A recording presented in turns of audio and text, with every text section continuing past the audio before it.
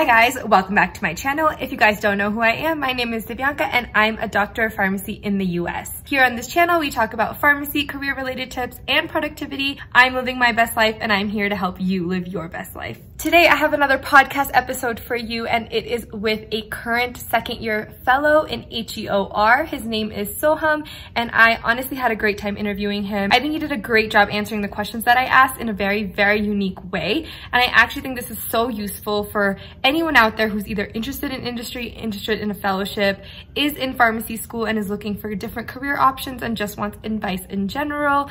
Anyone who is interested in industry, even if you aren't in pharmacy school and are interested in this field, I think it's definitely worth a listen. So I hope that this is helpful for you guys. We do a bit of an intro in the interview itself, so I'm just gonna go ahead and play that. And again, as always, I really do hope this is helpful for you guys. Thank you for joining me, of course. For those who don't know, this is Soham. Do you guys want to go ahead and introduce yourself and I guess what you do and where, what program you're in and everything? Sure. So my name is Soham Shukla. I'm currently at GSK in the Global Value Evidence and Outcomes Group. It's a health economics and outcomes research group. So it's based out of the Philadelphia area. And I'm a pharmacist by training. So I did my PharmD training at Rutgers University. And right after that, I kind of went into this program. I always had an interest in things like market access and HEOR, which is health economics outcomes research, and that kind of research piece and showing the value of drugs. And so that's why I'm doing this 2-year fellowship with GSK, and actually it's in collaboration with Rutgers. The HOPE, Rutgers HOPE stands for Health Outcomes Policy and Economics. So I really like that acronym, but that's the academic partner for this fellowship. And both of these programs give me a didactic as well as hands-on training in HEOR because it's kind of a technical field. And so I didn't get as much exposure to that in pharmacy school. And so I wanted to do this right after that training to build upon those foundations. And I'm really liking it so far. It's like I'm a year into my fellowship now. I felt like I've learned a lot already and still a lot to go as well. That's awesome. I'll definitely ask you more about that. But yeah, now that everyone knows kind of who you are, I was actually thinking about this earlier and I was like, I don't even know where we met first. Was it through something pharmacy? Was it through dance? I have no idea. I think it was through dance. You did the IFA Awards, right? Yes. So I think that's the first, I was aware of you before that, but I think that's actually the first time we met. And actually through that experience, we didn't talk so much as well, but I was like, oh yeah, I know her. Kind of cool to meet another person who's in pharmacy and also dancing, because that doesn't happen too often. I think a lot of people, pharmacy gets so hard that they quit dancing after a little while, but I'm glad both of us were at least still able to keep it up and now are still also keeping it up even after our schooling is done. Yeah, no, you're totally right. I completely forgot about IFA, but wow, you were right. It's so long ago now. It's like 3 years ago. But yeah, that was a long time ago. Wow, that's insane. So I'm going to shift gears a little bit for everyone. I guess I haven't even prepped Soham with these questions. So if you need some time, let me know. But I basically just want to touch upon different things in regards to fellowship, the mid-year process, and just being in the industry in general. Sure. So let's tackle mid-year first. What in general are your thoughts about mid-year? If there was one thing you could change about the whole process, and this is in a non-COVID world, what would that be? Sure, yeah. So mid-year, as everyone will tell you, was a zoo, and it feels always like an unnatural way to go through this job application process. It's always surrounded with all of the stress because at the end of the day, all you want to do for yourself when you're looking for programs, like I want to meet people that I feel like I really connect with, and I want to go after a program where I feel like I'll be getting what I want out of it, meaning to get some kind of learning and development out of it, accelerate my career, launch my career, go really far. And so mid-year was, I think before this year and has been in many previous years, the one way to get at it. Everyone felt like, oh, I have to go to mid-year. It's going to be 3 days. And after the 3 days, I'm either going to have a fellowship, which is what I was like tunnel vision towards doing for all these, from all of P4 year, even P3 year, if you're thinking about industry. And it's like do or die, right? And so that part of it always felt a little bit unnatural to me. However, it is a really quick and neat way to meet a lot of people really quickly. And like interviewing is something it's practice. It's a skill that you get better at just by doing more and more. And so those 3 days feel like a lifetime. And from your first interview to your 20th interview, you feel like you made an unfathomable jump in your interviewing skills, your ability to kind of pick up on what people are saying, carry a conversation, all these kind of skills that will translate to doing well in the pharmacy profession, in the industry. And so I think that's what you really want to focus on throughout the process. It's going to look a little different this year because of COVID. It might be more spread out. You might be talking to people differently now virtually. It's actually virtual. Huh? Yeah, so mid-year is going to be virtual. So we'll have to see how that's going to work. But if you really get to the crux of it, it's like trying to get at the people and trying to figure out what they're trying to say and what they're trying to share about the program, and comparing across different people that you're talking to, and being able to synthesize all of that information at once, and then taking a step back and then picking one, making a decision where you want to go. Mm-hmm. If you had to, I guess, fix one thing or change one thing about the whole process in general, or I guess it doesn't even have to be process related, what would it be? Yeah, so there's a lot of clouding around, I think, the core parts, like what I was trying to say in the previous answer. So everything that's not is either detracting from that, I would get rid of. And so these are certain things like the application process. Some programs require a lot of different things that you feel like are requirements because it's just a process that you just mindlessly go through. And so I would try to thin some of that out, because now it's virtual.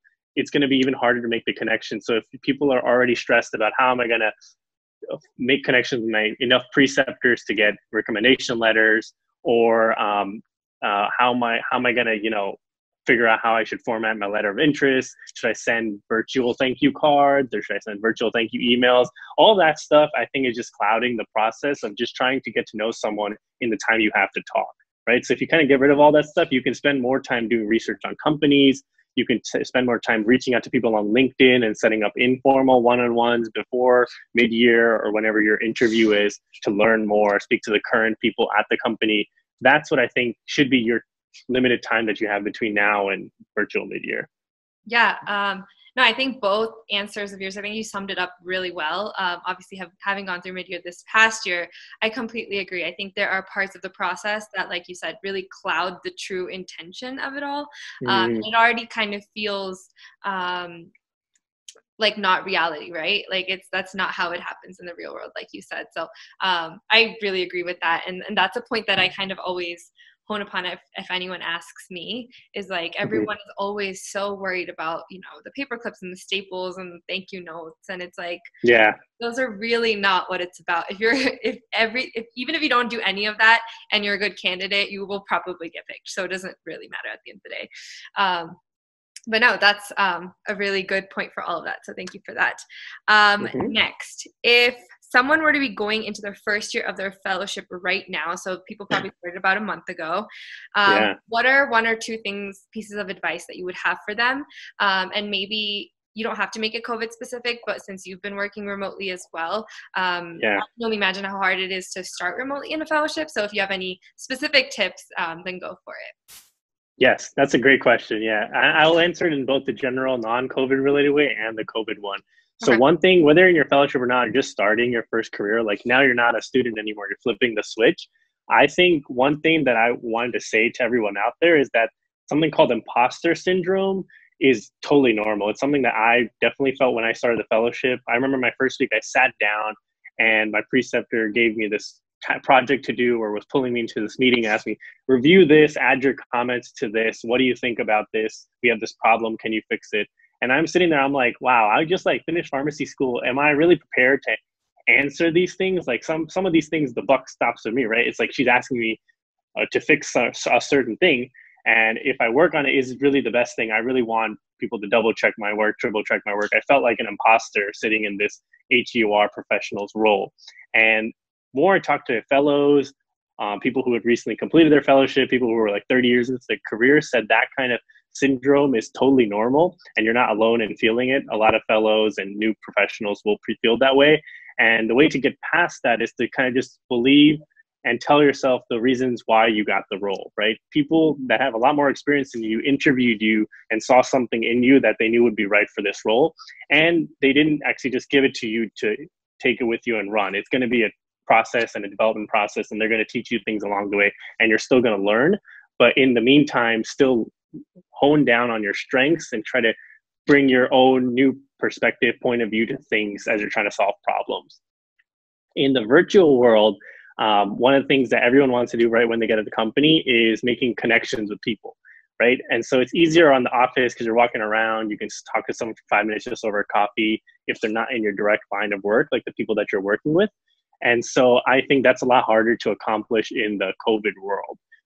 Different companies have thresholds on how much they use video. Like people at my company will only sometimes use their videos. And I've met people outside the company, they may not use their videos as often. And so one of the tips I gave to people is that most people don't mind turning on their videos. It's just if they're caught off guard and they're not dressed a certain professional level, they may not want to do it. And so the best way to get around that is maybe put in your email saying, oh, we have this meeting later today. If you feel comfortable, turn on your video. So they're expecting it, and they might take an extra second to get themselves ready. And that actually does wonders in increasing the amount that people use their videos on phone calls. But tips like that, yeah, keep looking for on how to make connections. Sorry, I just want to sum it up. Second thing is a great tip, and I need to take this, I will be using that going forward because, I also started a role during COVID, and in my internships, I was great about that. I was great about reaching out to people and networking because that was why I was in the internship mainly, but I've definitely slowed down and tried to just grasp the role right now, so that is a good reminder for myself. But the first thing that you mentioned, I think is something that people don't talk about enough. Actually, I don't know if I've ever heard anyone give that as a piece of advice. Like maybe if you were to directly ask someone, they'd be like, yeah, I feel that way, and it's normal to feel that way, but no one, at least to me, has ever come out and been like, that is my piece of advice. And I think that that's really important because especially when you're going through the interview process, you're trying to convince everyone that you're this great candidate, which I'm sure you are, but like everyone says, they know you're coming in with no experience, but it's something else to feel that. And I think that, like I said, I'm currently definitely feeling that. So that's definitely a soundbite I want to take from this, because I don't think people talk about it enough. So really good point there. This is personally helping me. I don't know if anyone else is listening to this. That's all we want. Always personal help. One person. Yeah, no worries. So I guess let's switch into talking about the pharmaceutical industry. I guess specifically on my channel, I've talked about that. It's very obvious that's been my interest for a while, and that's obviously what I pursued, and so have you. So now that you've been at a bigger pharma company for a year, what would you say are a couple big pros and one or two cons about working in the pharmaceutical industry as a PharmD? Yes. And I'd just like to start by saying everything that we're talking about in the video today are my own views, and they don't reflect that of GSK or Rutgers. But I think it's a really good question to ask of people on their own personal pros and cons to their experience.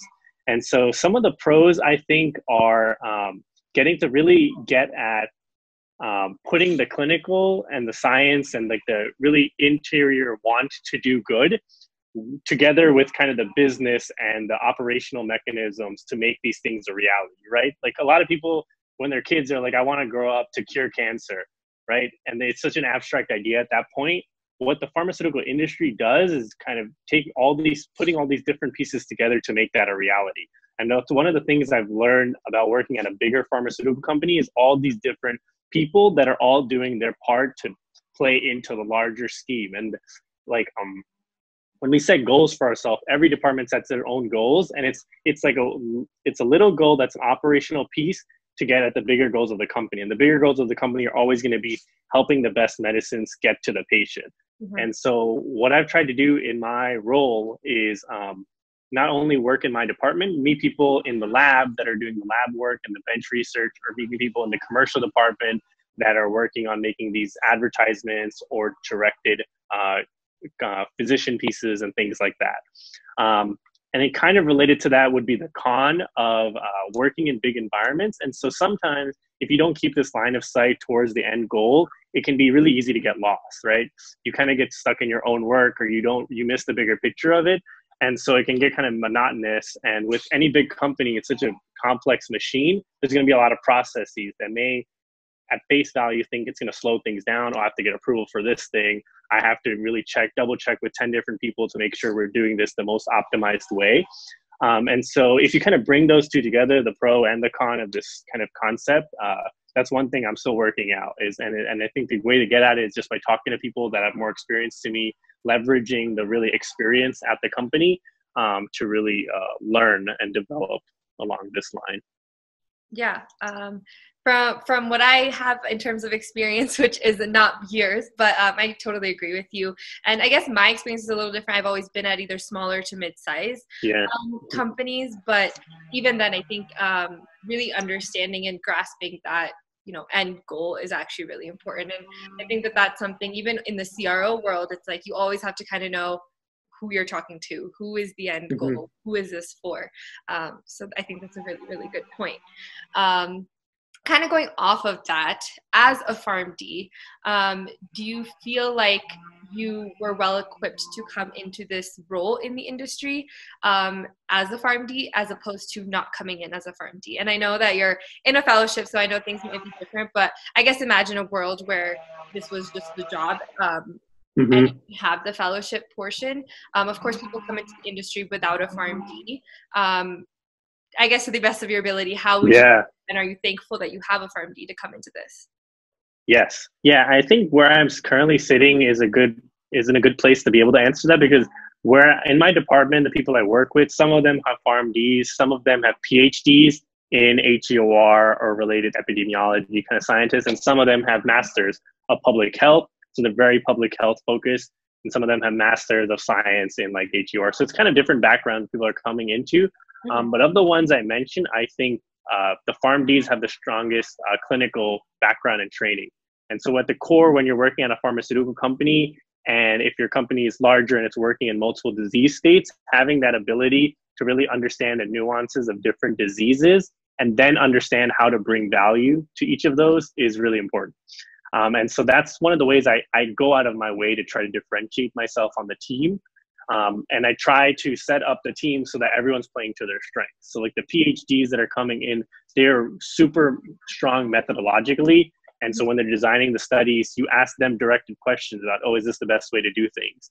And then the PharmDs or even some of the MDs that are in this space that have that clinical background can sometimes take a step back and look at it from a high level strategic piece and seeing, okay, well, this is the medicine, this is the disease that we're working in, these are the medicines currently available, this is still the gaps in therapy. You know, I did my rotation actually in oncology units in the hospital, and then now I'm working on oncology products. So I'm able to think back, I was on my rotations, I remember some of these patients had limited treatment options, but they were complaining about certain symptoms and how the chemotherapy was affecting them, and bringing those pearls into it during meetings is really vital. And so I'm really thankful I did the PharmD because I kind of figured out how to use it to leverage and differentiate myself on the teams and bring in, I think, a critical piece. Yeah, that's awesome. I think people generally do say that, right? Like PharmDs are an asset, but I think you went well into depth as to why. And I think that that's differentiating between the different pieces. And at the end of the day, I think you need every one of those pieces. Like a PhD has its own value and an MD has its own value. But I'm glad that you highlighted the PharmD value in that way. And kind of coming off of that, again, I think this might be, the way you answer this might be very dependent on you going to Rutgers, but do you feel like your PharmD specifically and the curriculum that you got helped you succeed in pharmacy? And kind of going off of that, like, did you do anything in school, or did your school help you specifically for HEOR? Because that's something that I don't think anyone even hears of in pharmacy school, or at least I didn't. Apart from like med affairs and stuff like that, that's something you can kind of still hear about. HEOR is definitely very different. Trying to take a stab at that in whatever way you want. Yes, thanks for asking that question, because I definitely do have opinions on that. So I was in pharmacy school at Rutgers, which is very industry friendly. A lot of it's a hub of industry, so there's a lot of exposure to there. Like literal fellows were teaching some of my classes, so it's very easy to network with them. But I was part of AMCP, the Academy of Managed Care Pharmacy. I had like a national position there, which allowed me to work with schools of pharmacy across the nation. and the schools that had AMCP chapters. And so that's the first time I realized, I was like, wow, the AMCP chapter at Rutgers is 20, 30 people large. However, there's some of these other schools in different regions of the United States that had much smaller chapters, and they were kind of struggling to get that kind of same exposures. And that's actually why I would do these outreaches, trying to connect larger schools of pharmacy with more industry impact with some of the ones that had more minimal one. And through that, I kind of learned some of the hurdles that they had to get through to even set up these chapters, or set up IPHO chapters, or they're different like DIA chapters, different organizations trying to get some kind of industry that supplemented their education as opposed to being integral to the education, right? It was always something you had to find extra time to do, and also break all these barriers of some of their administration, maybe limiting these opportunities. And so I think that's a big gap that we need to fill out, is looking at the PharmD as a way to achieve different kinds of job roles, right? Expanding our role. It's the only thing that's going to keep up with this pace of newly opening pharmacy schools, the influx of pharmacists, and the decreasing job share of the traditional community or even hospital pharmacists and residencies. Like if you look at the fellowship rates, it's nothing compared to residency rates and application rates, and right. So it's only to our benefit to have each school expand the opportunities available to students. And so right now, I think it is going out of your curriculum and reaching out to people now through LinkedIn. That's a great resource to kind of figure people out and find out what people are doing, and reaching out to them for 30-minute one-on-ones and kind of offbeat tactics to learn more. And then looking at different websites. So like HEOR, the ISPOR website, is like a treasure trove of stuff. So if you're trying to self-teach yourself this, you go to these websites that professional organizations maintain to learn about it. And these are some of the things that I did during my pharmacy school. That's awesome. And it's also interesting that, you were at a school that is known to be, has good knowledge and good connections with the industry, and you still had to go out of your way to gather this information and do that yourself. So I think I agree. I think on a systematic level, the administrations of different schools do need to implement, I guess, at least a range of variety for options. And I think it's the easiest to go from like a pharmacology class to be like, this is how it will be applied in a hospital. To even branch out in little moments like that to be like, but this is also how it would be applied in XYZ scenarios. So good point there.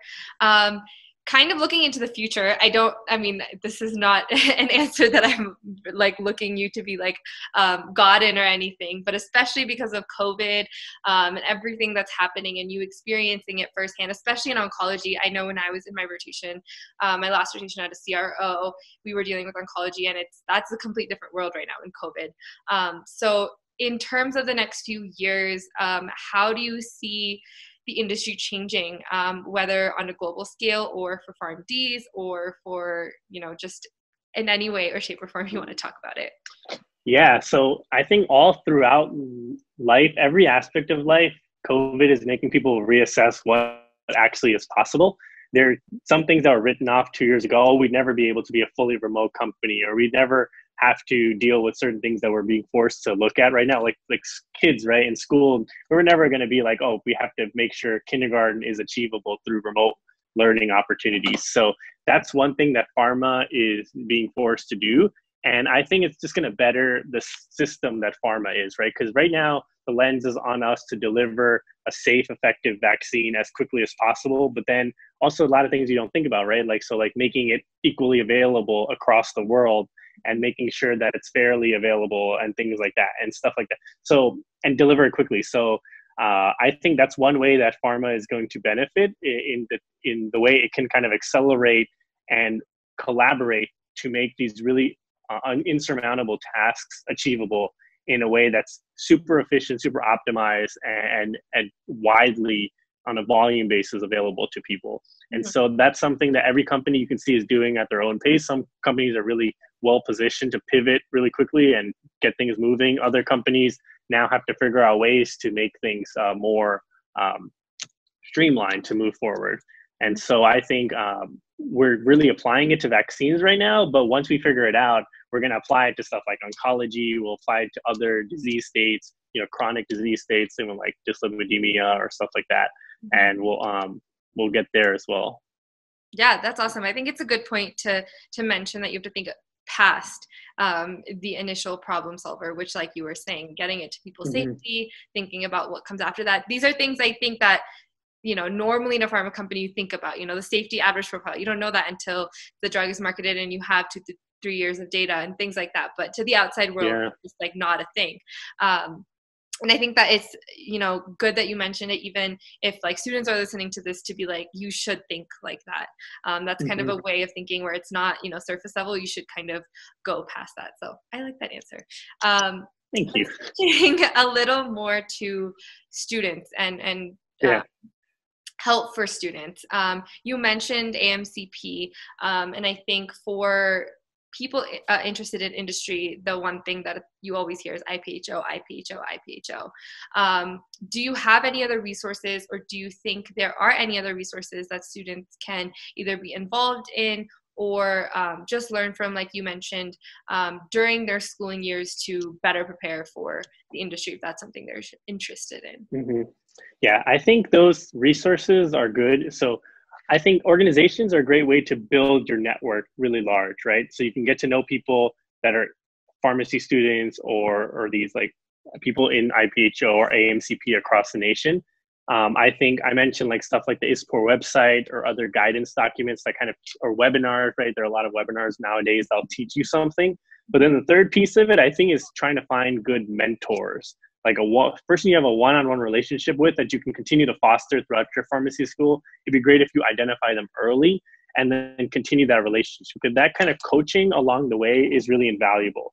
And so I think the world is going to be, it's a lot smaller now because of technology. And so the best place to find your mentor would be someone that you can meet with in person, maybe a faculty member at your school that's involved in industry, or someone that lives around the town that your school is in. But if you can't go there, try to go broader and reach out to people on LinkedIn that you can talk to, introduce yourself. You might make that initial introduction just trying to figure out what they do at their company. But if you really hit it off, then you can ask them, can I follow up with you in a couple of months and check in with you and tell you how I'm doing? Or if I have questions along the way, can I reach out to you in this really targeted sense? And having that kind of time-bound mentoring relationship will be really invaluable to helping you keep chipping away and getting to a place where you'll be really, really competitive for a fellowship or entry-level job in industry, and also well prepared to do really well at it, because you'll have figured out a lot of problems that you will face in your fellowship. Yeah, I think that is such a good point, and something that I learned maybe way too late in the game. And I always say it's never too late. And I do think that it's never too late, but that is something that, again, no one ever talks about. And it is so important. Like everyone always talks about networking, but kind of going one step forward and actually, you know, talking to someone at a mentor level, 1 or 2 people, and getting that type of insight is so important. And it's something that I'm even dealing with right now, where it's like you know, think someone's a mentor and that's great, but it's not directly in your line. So then you're like, okay, let's refocus this. But that's a great point. Yeah, that's great key. Yeah, it's like kind of repivoting and never too late. Like that's great advice to be sharing out there, because it helps people not get discouraged if they don't have it right away or don't get it right the first time. Yeah, and it's like harder than finding good friends, right? Like it's like you have to find the right person for like the right, it's a job in your life, and you want the mentorship from the right person. So I'm glad you mentioned that. And then also for students, now that you've been in the working world for a year, obviously things are very different in the working world, and there's so much that we could probably go into that, you know, is not mentioned in school and that you just either learn on the fly or you learn by experience. But what advice do you have for people who are newly grads and coming into the job force in terms of transition, in terms of all that stuff, whatever you've learned in the last year, any pieces of advice there? Yeah, I think it's all about the people. And one thing I thought was one thing that you see in school versus the real world is a school is always like a bubble. At one level, everyone's speaking the same language. Like your peers are all your age, your professors are all a certain age above you, but you have a certain kind of relationship with them, and that dictates the conversation. In the real world and in the working world, it's like a totally open game. People are coming from as many backgrounds as there are people. They all have different job functions, and so they have different things driving them and driving the conversations. And so one of the things that you will quickly learn, or you should focus on learning when you enter the job first, is becoming better listeners. because now you have to get used to listening to things that you're not always expecting. It's going to be different perspectives, and then becoming better talkers. And so those go hand in hand. And so with my field, it's a specific thing to become a better talker, because it's a really complex idea that not a lot of people understand, and being able to translate that into layman's terms that other people can interpret, understand, and then get on board with, right? Because I mentioned before, we're all going toward the same goal, right? So you have to kind of get people on board at a certain level. And so being a better listener to understand what drives and motivates other people, and then communicating what you're doing in a way that they can understand and then give you feedback on too, so they can actually pivot the way you're going a little bit and change direction and make it even better. Mm-hmm. Yeah, I think that's a really good piece of advice. And again, you're speaking to me, because I definitely agree with that. And specifically, like, I can kind of take that immediately. Like, I'm at a CRO, so I'm dealing with, not only people in my team and at my company, but other sponsor companies, so your end of the things. And in that way, people are coming with a completely different agenda, from a completely different background. And so just to kind of come together in that and communicate correctly and get things done is a process in and of itself. So mental note there as well. Yeah. But those are all the questions I had now that I've grilled you. Wow, that was so quick. That was awesome. I just wanted to leave, I guess, this time, if you have any other piece of advice. I think generally my audience are filled with PharmDs and are interested in this field, from what I can tell. I've only put a few videos out, and there's a good amount of people who have actually reached out and either been like, this is awesome, it's helpful, this is something I'm interested in, or hey, I'm looking to change into industry and this and this and this. So I think it's like a really good audience for that. So if you have any general advice, it doesn't have to be fellowship or mid-year related or even industry related. But if you have any advice, this is kind of open floor. Or if you talk to me about it, we can talk. No worries. Well, yeah, one of the things I wanted to mention is a lot of, thanks for explaining your like target audience to me. And it's really helpful when you're a PharmD, either as a student or someone in working in pharmacy that wants to make a career change. But I want to balance all the stuff I said with another thing that I found makes life really easy, is that seeing everyone as just a human at the end of the day, and trying to stop putting labels or hierarchies, which is really easy to do in industry, right? Because there's someone you're reporting into and they're even higher, and you're talking to someone else like, oh, it's a senior VP. But at the end of the day, if you look at people just as a human being and you try to listen to them and connect with them, it makes everything a lot easier, and it helps smooth out all the stuff that you're trying to achieve, right? It helps smooth out, you'll lower your stress level, and it'll smooth out the communication and your development processes and things like that. And so that's one of the things I would try to focus on. Is it doesn't matter what your background is. If you look at everyone, you're talking to just another human being. They're trying to work through their own stuff at the end of the day. It's like a really, I think, healthy way to look at things and focus on self-care and stuff like that. Yeah, that was like overall great life advice. Like no matter where you are, like with friends, family, professional, that is like baseline. Such great advice. Yep. That's it. Sorry. No, but yeah, if you have nothing else to say, I don't have any other questions. Of course, thank you. I think your insight is helpful, like I said, not only for me, but I think that other people are starting to listen, and I think this is insightful. And as you were speaking, I think there were definitely some bits that I want to take and really highlight, because there are some really important things that you've highlighted that, at least in, again, my personal experience, even just through normal, LinkedIn networking calls, that I've never heard. And I think that would be helpful for others. So thank you for joining me. Yeah, thanks so much for setting this up. I'm really glad I got a chance to talk to you. You asked like great questions, and it's been a great chance to collaborate with you. I would put a shout out there to the dance video that we also did. So we're literally killing it on both. End of this. Yeah. I'll put it in the end of this. Yeah, we are on the same page. But yeah, definitely able to collaborate with you, and it was a really great pleasure talking to you. So thanks very much. Of course. Can I open the floor? And if anyone's interested, they're okay to reach out to you on LinkedIn? Yes, definitely. Yep. Awesome. Yeah, you can tag me on LinkedIn, and I'm happy to talk to anyone. Cool. Thank you so much. I will connect with you offline, but thank you so much for this, and have a good one. And that's a wrap. As you guys can tell, Soham definitely has a lot of insight into not only his role and a fellowship, but being a professional in general and kind of transitioning from being a student to being a professional in the real life world. So as always, I do hope today's interview was helpful for you guys, but even if you guys didn't take away anything, it was honestly very helpful for me.